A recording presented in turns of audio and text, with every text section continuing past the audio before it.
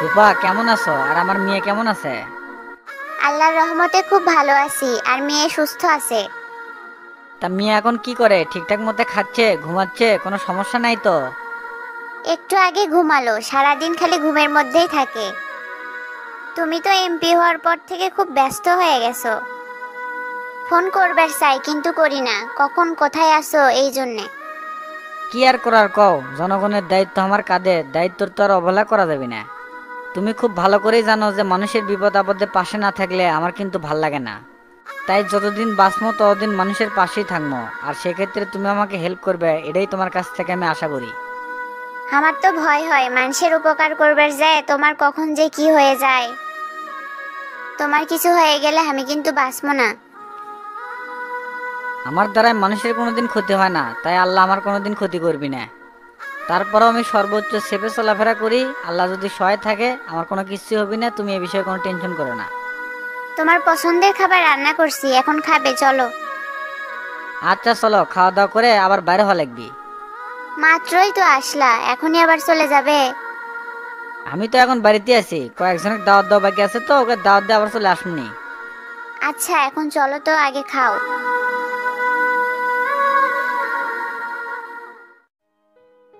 ভাই, ঢাকার যে গেলেন তা কি বুঝলেন? কেন্দ্রের নেতাগিরে ভাবভঙ্গি বোঝা বড় দায়, কখন কোন ভঙ্গি ধরে বোঝা বড় মুশকিল। তবে সেক্রেটারি সাহেব আশ্বাস দিছে, কসে সমাবেশ একটু বড় করো, জনগণ দেখাও, ইনশাল্লাহ কাম হবে। আল্লাহর রহমতে আমরা বড় ধরনের জামায়াত দিতে পারবো, আমাদের পিছনে অনেক লোক আছে। আমি শুনলাম তোতা বলে ঢাকা গেছে, ওই শালা বলে লবিং করিচ্ছে, ওই বেটা বলে জেলা সভাপতি হবি, সেজন্য অনেক চেষ্টা করিচ্ছে।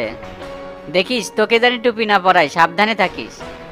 আর মতিগতি লক্ষণ কিন্তু ভালো না, যে কোনো সময় কুমুটি নিয়ে আসতে পারে। কমিটি নিয়ে আসা এত সহজ না, কিন্তু একটা জিনিস খুব খারাপ লাগে, ওই শালা পিছে লাগা এমপির টিকিট উই পাছিল। কিছুর আগব বল ওর পিছনে সুরসুরি দিচ্ছে, আর যার কারণে এত লাফালাফি করতেছে।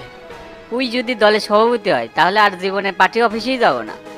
তোতার মতন অযোগ্য লোক যদি দলের সভাপতি হয় তাহলে দলটাই নষ্ট হয়ে যাবে। মাস্টার মশাই, কথা তো তুমি খারাপ করো নাই, কিন্তু ওই শালার চালের সাথেই তো পারতেছি না। শুনো, এত ঘাবড়ে দেওয়ার কিছু নাই, হাল তো এখনো ছাড়িনি, একটা ব্যবস্থা আমি করবোই নি। আমি একটা জিনিসই চিন্তা করে বাঁচি না, তোতার মধ্যে কি এমন জাদু আছে যেটা চাই সেটাই পায়? আরে পাগলা, কিছু জমি আসছিল না, বেচা কিনে টাকা পয়সা হসে উঠলেই তো লাফালাফি করতেছে। এই ভোটের মধ্যে তোতার থেকে হাবিব কি কম চুষে খাসে? তো তাহলে গায়ে এই জন্য কোনো কিছু বুঝার পারেনি। তলে তলে খুঁজলে দেখো এমপির মার্কালে এর জন্য সেক্রেটারি সাহেব একবেন কত টাকা দিছিল। এইবার ব্যান কত লাখ ঢালে আল্লাহ ভালো জানে। আপনি যেটা ভাবতেছেন সেটা না, যদি টাকা লোভ থাকতো তাহলে দলের সেক্রেটারি আপনার থেকেও টাকা চাইতো। আমার কি মনে হয় জানো, সবকিছুর পিছনে সাবেক এমপির হাত আছে, নোংরা রাজনীতি তো ওর হাত দিয়ে শুরু আছে। পরিচ্ছন্ন পার্টি অফিস এখন গ্রুপিং দেওয়া বিভক্ত, কে কার শত্রু বোঝাই যাচ্ছে না।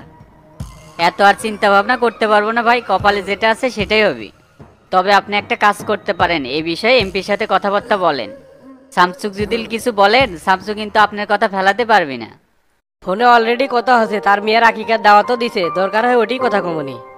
তার সাথে তো সম্পর্ক আমার খারাপ না, তলে তলে একটা গুড সম্পর্ক আছে। ওটাই ভালো হবে নি ভাই, তাহলে আমি এখন উঠলাম, সন্ধ্যায় পার্টি অফিসে আসেন, নেতাকর্মীর সাথে কথা হবে নি। আচ্ছা যাও, তাহলে দেখা হবেই নি।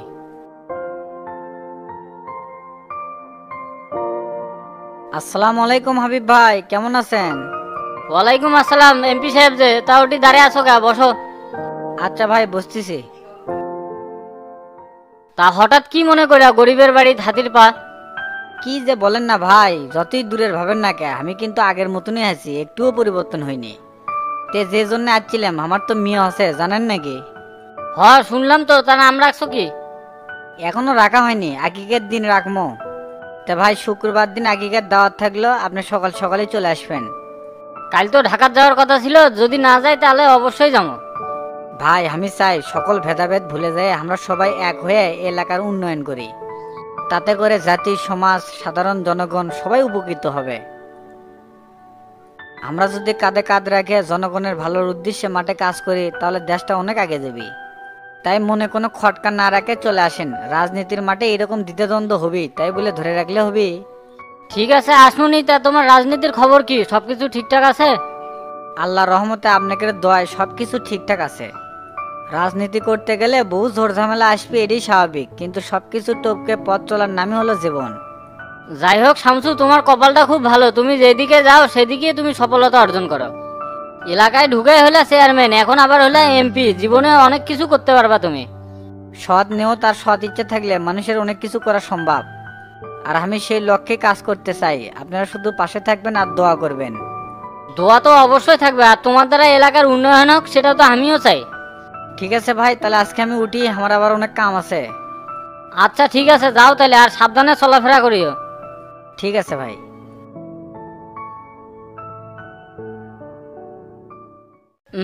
শালা শামসু আবার দাওয়াত দিল, ওটি কি যাওয়া ঠিক হবে? দেখি তো তোতার সাথে পরামর্শ করে। হুটহাট করে কোনো সিদ্ধান্ত নেওয়া যাবে না, সামনে আবার জেলার কমিটি দেবে। কেউ যদি আবার শামসুর সাথে ছবি তুলে পোস্ট করে যায় তাহলে তো আমার তেলতেলা লাইন জাম লাগিয়ে যাবে। তোতার একটা ফোন দিই তো, দেখি তো আর কি অবস্থা।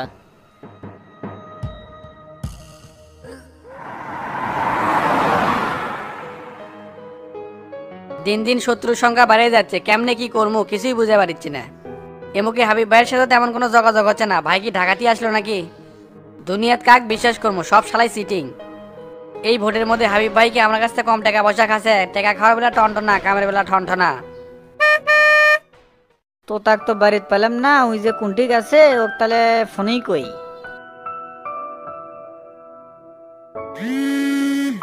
কি ব্যাপার, শামসু কেম্বা ফোন দিছে, ঘটনা কি? কোন ধর্ম না ধর্ম না, কি করি যা ধরি। হ্যালো, তোতা নাকি? কে আপনি? আপনি তো ঠিক চিনতে পারলাম না। আমি শামসু করছি, তুমি তোতা না? হ তো তা করছি, তাই এই নাম্বার তো সেভ নাই, এই জন্য চিনতে পারি নাই। তা হঠাৎ কি মনে করে? ও আচ্ছা, তা ফোন দিলাম যে জন্যে, আগামী শুক্রবার আমার বাড়িতে তোমার দাওয়াত থাকলো, মেয়ের আকিকা, তুমি কিন্তু অবশ্যই আসবে। আমি তো এখন এলাকার বাইরে আছি, যদি সময় পাই তাহলে যাবনি, কিন্তু শিওর দিয়ে পারলাম না। দেখো কি করলে ভালো হয়, তবে যদি আসতে খুব ভালো হতো এবং খুশি হতাম। আচ্ছা, যাওয়ার চেষ্টা করবো। ঠিক আছে, রাখলাম তাহলে।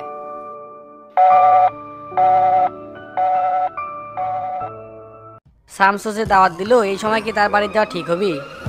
সামনে জেলা কমিটি, নেতা কর্মীরা অন্য মাইন্ডে নিবি, এটাই তো স্বাভাবিক। না, এই সময় ভুলভাল কোনো সিদ্ধান্ত নেওয়া যাবে না, আগে ভাবি তারপর দেখা যাক কি হয়।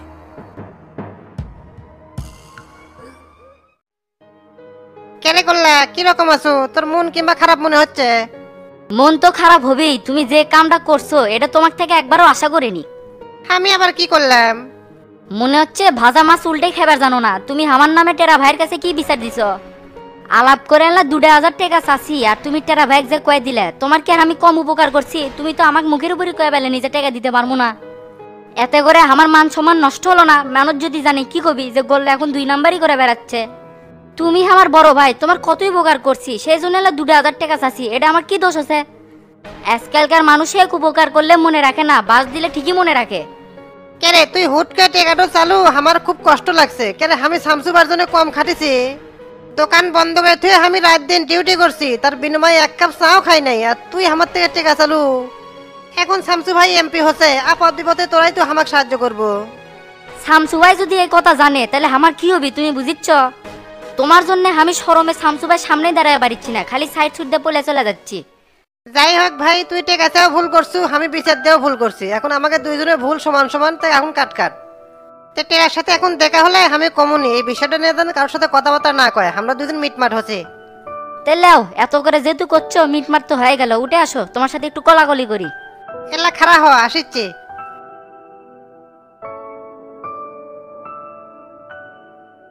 তে কাল থেকে তো রোজা, তুমি নাকি ইফতারি মালবাদি তুলবে, সেগুলা কি তুলছো? সোহাগের থেকে 10,000 টাকা হালত নিছি, আজকে সদরে যাবো, যাই ইফতারি জিনিসপাতি নিয়ে আসমু। সুমন ভাইয়ের দোকানের পাশে একটা বড় খেজুরের দোকান আছে, ওটি যে আমার নাম করলে কম দামে সব দিবিনি। তাহলে তো ভালোই হবে নি, খেজুর উঠতেই নমুনি। তাহলে তুমি ওই দোকানে সন্ধ্যাবেলা যাও, আমার যদি সময় থাকে তাহলে আমি ওটি থাকবনি। আচ্ছা যামুনি।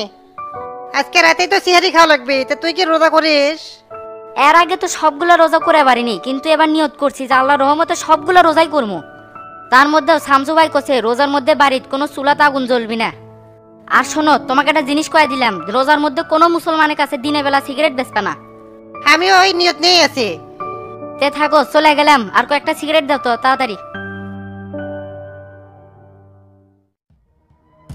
বন্ধু, বাচ্চু ভাই তো ফোন দিছিল, শালার বেটা ডন নাকি একবার ফোনটা ডিস্টার্ব করছে, তুই কিছু জানিস নাকি? না না, আমি এলা সম্পর্কে কিছু জানি না, খালি আকিটা পার হবে দে, দেখ আমি আর কি করি। ক্যারে ফটিক, শুনলাম সন্ধ্যাবেলা নাকি মুন্টুর দোকানের সামনে ওরা ক্যারাম খেলে। এ বে, আমি তো শুনলাম ওরা টং ঘরের মধ্যে রাত্রেবেলা ডলাডলি খায় আর জুয়া খেলে। শালার বেটা কোটি ধরে পারলে কাম হবে, আর চিটিং ব্যবসা বার হবে, আর হামাগারে পকেটটাও গরম হবে। আমি তো জানি না, কিন্তু তুই কি শিওর যে ওরা জুয়া খেলে? এ বে, আমার কাছে সঠিক নিউজ আছে। আর একদিনকার টং ঘরে কাজ যায় দেখি খেলে ওরা গুদুর গুদুর করিচ্ছে। একবার ওকে ধরে পারলে না ওরাই কবি নেই, হামাগারে কিছু কোষ না ভাই, টাকা পয়সা সব লিয়ে যা। তাহলে চ এখনই যাও করে কট দিমু, এটি আর দেরি না করি। শালারা ঘুঘু দেখছে, ঘুঘুর ফান দেখেনি। তে যাবো তো, আমার কাছে এক পুরো মাল আছে, খাইলি তাহলে হামাগারে মাথাটা হট হয়ে দেবিনি, কাম করে মজা পাবনি। মাল খেলে যে আবার আমার মাথা ঠিক থাকে না, সব কিছু উল্টা পাল্টা হয়ে যায়, তখন আবার কি করবো নি? হেসবে, অল্প জিনিস খেলে কিছু হবি না। লে, এত করে যেহেতু করছু, বানাই খায় যায়। হে আসতে চান, আমার একটা মারা লাগবি না, সব খায় শেষ করে দিল। দিচ্ছি দিচ্ছি, এত চাপ লিচ্ছু কে? একটু মন মতো টেনবার দে। উফ বন্ধু, আজকে জয়ানের মালটা সেই আছিল, মাথা খালি ব ব করে ঘুরিচ্ছে, কোনো কিছু টের পাচ্ছি না। তো আমি কতবার করে কইলাম এলা জিনিস খামু না, তুই আমাকে তাও খেলেলো, এখন তো আর ভাল লাগিচ্ছে না। ক্যারে, ওই হাতি কোথা গেল? বাঘ ধরলো। আমার তো আর কিছুই ভাল লাগিচ্ছে না বন্ধু। না বে, জিনিসটা নিজে ঠিক রাখা লাগবে, না হলে কি হবে, খালি চিল কর চিল। লে চ, আর ভাল লাগিচ্ছে না, বাড়ি বিলে যামু, মাথা কেমন পোয়া পোয়া করে ঘুরিচ্ছে। চ, আমারও আর ভাল লাগিচ্ছে না, অপারেশন টপারেশন সব বাদ, এখন খালি চোখ খালি ঘুম যাচ্ছে, ঘুম। ওট ওট ওট, তাড়াতাড়ি ওঠ।